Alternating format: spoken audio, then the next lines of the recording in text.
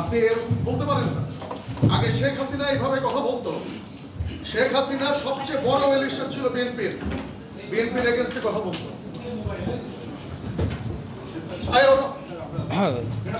চাঁদাবাজদের বিরুদ্ধে সবসময় আমাদের কথা বলতে হবে। যারা চাঁদাবাজ, যারা মামলাবাজ, যতই ইয়া হোক, শেষ করে এটা তো শালীনতা হইল না। আমরা তো আপনাদের কাছ থেকে শালীনতা, ভদ্রতা, আমি তো শিষ্টাচার প্রত্যাশা করি।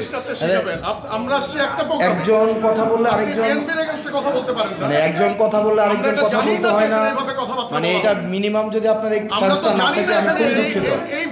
মানে একজন কথা বললে আরেকজন কথা বলতে হয় না, এই ভদ্রতাটাই আপনারা শিখেন নাই।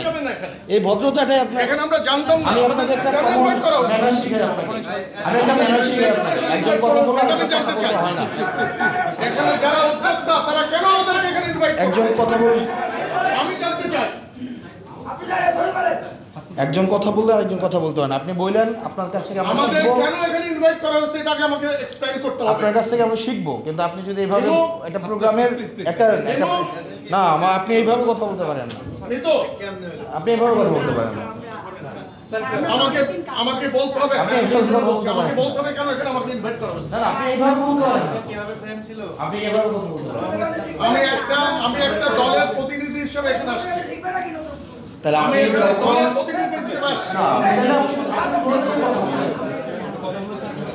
এখানে কোনো পলিটিক্যাল কথা বলতে হবে না, এখানে পলিটিক্যাল কথা বলা যাবে না।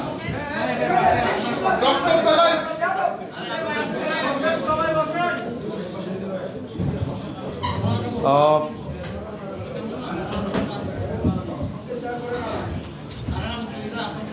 জুলাইয়ের পরে আমরা